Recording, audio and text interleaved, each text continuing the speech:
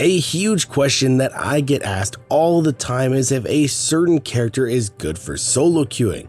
And yes, while most legends in Apex are decent in solo queue, there really are a handful of them that you should be focusing on in order to set yourself up for better chances at doing well. There are actually things that you should be looking for in a legend when solo queuing that some people either overlook or didn't really know about in the first place. You know, it's not their fault, sometimes people just aren't aware, but that's why GameLeap is here to help. So hello everyone, I'm your hostess with the mostest, 8 Second Gaming, and in today's video I'm going to be talking about the 5 best legends to solo queue with to help you out climbing through those ranks and finishing off the season strong. But even with the right legend, you're still going to need some amazing fundamentals to back you up. And guys, there's no better place to learn those than the GameLeap website. And I'm being 100% serious here. Over there, you'll find guides and courses that go way more in depth than any YouTube video. So you will be able to find solutions to any issue that you're having in Apex. So if you're looking to improve, click the link in the description, pick yourself up a membership, or I'm gonna have to show everyone your search history. Okay, but now diving into these solo queue legends, first off, we have to identify what makes a good solo queue legend. Like I said before, there are some aspects to be looking for, and certain characters do that very well and others not so much. So first thing you want to be looking for is a solid team player. You want your legend to have abilities that complement team comps well and that will help in a lot of situations. If you play a character that's better in niche circumstances, you're not going to be as helpful. You have to understand, you're already putting yourself at a disadvantage as a solo queue player, so you don't want to make it any harder by playing a character that's only good if you put them in the right situation. Now the next thing that they have to have is some form of escape tool. You can never trust randoms in fights. By doing that, you're gonna get yourself killed a lot and then you'll be tanking RP. If your character does not have some way, shape, or form to get themselves out of a fight if things go wrong, then you're going to have a lot harder of a time climbing. And next, you want your character to be able to fit into team comps well. By that, I mean your team doesn't have to build around you or you're not an off-meta pick. If you fit into more team comps, you'll have an easier time adapting to new teams each game. And finally, you still have to have fun on the legend. There are some options for solo queue, so pick a legend you enjoy. You're going to be playing them a lot. And if you don't enjoy the legend, you're going to burn out a lot quicker and you may not reach your goal because you don't want to play ranked anymore. Okay, but we have those covered now, so let's start off with our first legend. This is a long-lasting queen of solo queue, Wraith. Wraith is still such a strong and amazing character for most team comps. There are a few that she isn't needed on, but for the most part, Wraith will easily fill into a team.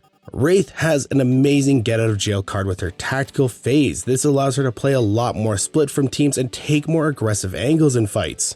And her portal is also very clutch at getting teammates from one spot to another and helping them out of situations they may have otherwise died in. Now, as a Wraith player, you're going to be in the front line a lot, so you need to make sure that you're giving callouts of what's going on in fights. Sometimes your teammates won't have the same line of sights that you do with the aggressive angles that Wraith can take, so you always want to be communicating as much as you can. Wraith has been and probably will always be a solid go-to choice for solo queuing. She just fits the spot extremely well, and if you want a basic staple team pick, go with Wraith. Moving on though, let's talk about a newer legend, that one being Ashe. Ashe is seeing a ton of play right now and in a lot of different team comps because of how strong her kit is. And though some people do think she's better in 3 stacks, her abilities work very well for solo as well. One of the strongest things that you can have as a solo player is information. Information wins games, that's why callouts are so important. Well, Ashe passively gathers information by seeing death boxes on the map. With that, you can see what parts of the map are hot and if fights are getting drawn out. With that, you can either avoid that part of the map so you don't get sucked into that fight or throw yourself at it for some potential KP. And her snare is also good for locking down enemies and securing that KP on people who are split from their team. Plus, if you hit them with the snare and your teammate kills them, you get an assist point, so it's kinda nice. And of course, we have to talk about her portal. The ability to instantly take a spot from a team is fantastic. But this also opens up some opportunities for off angles, rotations, and many other things if you're able to think outside the box a little bit. With the way that the meta is right now, Ashe is a great option if you want to know where fights are. She's just way too good on Kings Canyon and a good pickup. Okay, next up is probably the strongest legend in the game right now, if not the second strongest. This is Valkyrie. The amount of information and rotational options this character opens up is ridiculous. Her passive lets you scan for enemies while flying to get knowledge on where teams are playing so you can pick a better spot to land, or even potentially you can land on a solo to just get them out of the game. Her tactical is also useful in a ton of situations. You can stall pushes, finish low enemies, blow off doors, check for rats, farm teams for evo. She's just annoying as hell with the rockets, and it's very satisfying to hit them as well. But of course we have to talk about her ultimate. This ability is so broken right now with how fast it charges and how far you can go. The amount of plays that Valkyrie can pull off with this is so dumb and makes her such a strong pick for any team comp. And as a solo player, you're going to have a very easy time just jetpacking around the map. Plus, on top of all that, she can scan beacons as well to get you map knowledge. Valkyrie is actually the character that I finished my Diamond climb with as a solo player. I went from halfway through Diamond 2 to Masters in one night on her, and I highly recommend her if you're stuck on who to play. But next up we have one for people who want to play somewhat safer, grabbing loot and making sure that they have everything they need to fight, and of course I'm talking about Loba. Loba right now is in a lot better of a state than she was in earlier seasons, and she's actually a fantastic pick right now.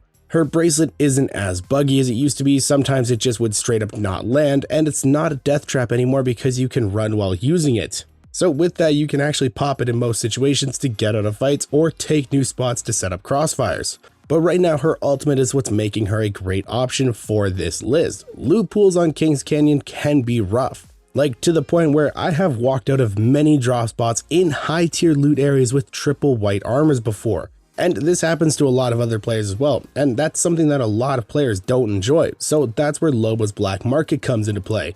With that, you can allow your team to get all the loot that they need while not exposing themselves. Sometimes you don't want to risk it to grab something, but with Loba, you don't have to risk anything.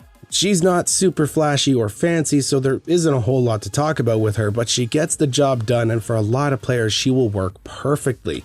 Okay, but now for our last legend. This one's going to throw some people off because they don't have an escape tool in their kit, and if they get stuck in a fight, they're basically dead. But this legend offers so much to a team, and if you want to be a support, it's hard to ignore this. And yes, of course, I'm talking about Gibraltar.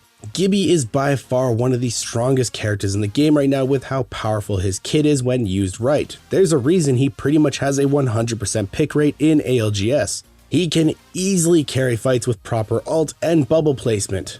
And he's a tank. With his gun shield and fortified, he can soak up so much damage, it's not even funny.